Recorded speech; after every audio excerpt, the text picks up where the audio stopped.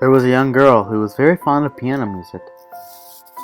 She pestered her parents into giving her piano lessons. She often stayed up late at night, practicing piano notes on a sheet of paper with piano keys she made. One day, she was strolling along the town with her parents and noticed the grand piano in a small shop. The piano looked old and worn out, but also very antique. The girl begged her parents to buy the piano so she could play it at home, and finally, her parents gave in and asked the shopkeeper how much the piano cost. The shopkeeper was an old woman, who replied that it was $100. The girl's parents agreed to buy her the piano, which was then delivered to her house for free. As soon as the piano arrived, the girl wanted to play it right away. Her parents invited the relatives to come and watch her. She sat in front of the piano and began to play, but halfway into her music, she felt a sharp pain in her fingers.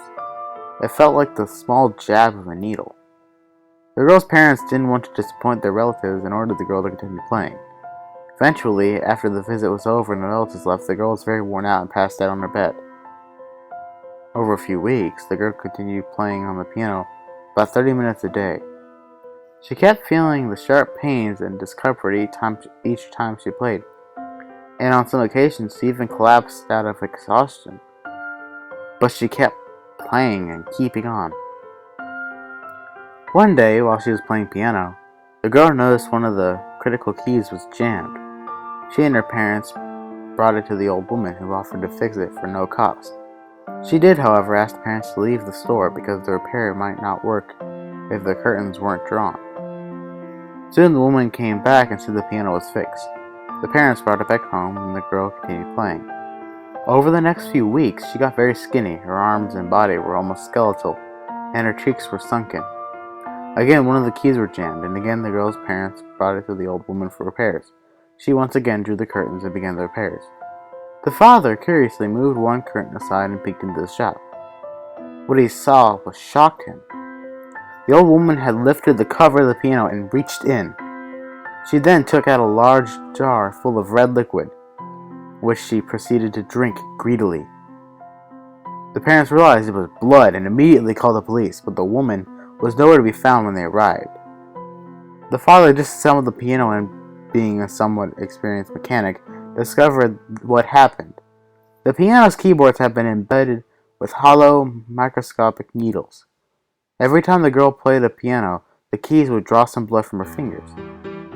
The blood was then drawn through pipes into a special glass jar and kept the blood cells alive. And once the jar was full, the piano keys jammed. And the old woman would secretly drink the blood and place the jar back to fix the instrument. The girl's parents quickly sold it online for $50. Meanwhile, the girl suffered major blood loss. The doctors discovered that the needles also contained a chemical that weakened the bone marrow's ability to produce blood. The old woman replaced the chemical during every fix, and the chemical was injected into the girl's bloodstream by the same hollow needles. The girl suffered permanent bone damage and died a few days later from the infection. Her weakened bone marrow was unable to produce any more white blood cells to battle the bacteria. The old woman was never found. Police discovered a secret escape door in the store that concluded that the woman ran down there when the girl's father phoned the police and escaped. The girl was buried in a church graveyard in the center of the city.